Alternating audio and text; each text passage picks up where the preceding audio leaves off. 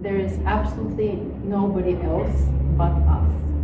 Everybody around us, he or she, they're just projections of parts of ourselves. So for example, I can see you one way from my experience and describing one way. She's going to see you a different way. He is going to see you a third way. So if we're constantly busy with taking opinions and perceptions of others, we can very easily get lost of what our essence is. So again, the whole system of ASEMAN seeks to guide people in understanding and accepting your own essence first. So I wanted to tie in our personal needs and then how they translate into our partnerships.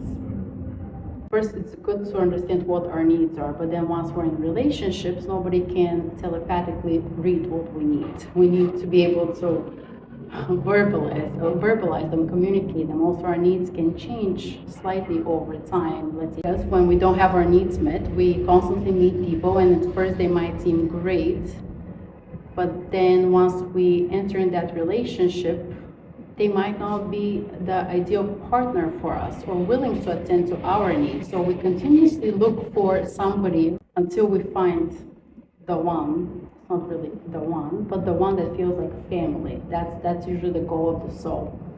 Like, I want to find a place of home. That's why we switch different partners until we find where we feel comfortable with internally. For example, we meet people that we really like. They're very charismatic, we just feel good about them, and there is no explanation. Usually these are people that we feel very comfortable with. Lessons we have already learned, and that's why these relationships or interactions are very easy. Or the way we would like to call them, enemies, or people we don't like, it's because we still have something to learn from them. We still haven't learned something, so they reflect that back to us. Technically, any interaction with anybody, it's again teaching us to come back within and understand ourselves deeper. In order for us to gain something in life, we need to create space for it. We cannot constantly accumulate things and experiences and interactions unless we make some space before.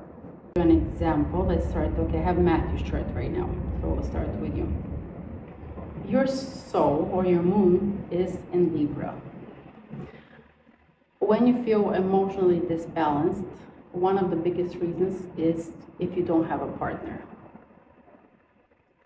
For you, it's, how can I say this, essential. When I speak about the soul, it's something, again, we might not consciously realize it, but it's something essential for our existence. When we speak about emotional stability and our soul needs, we look at the moon, our 4th house, and where we have Cancer in our natal chart.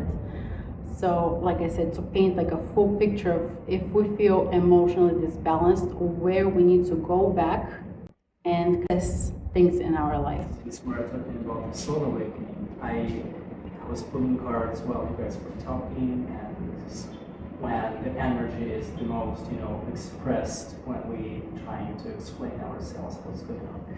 So I asked the only question: what's the advice cards can give you to reach the stage when your soul is vibrating the most?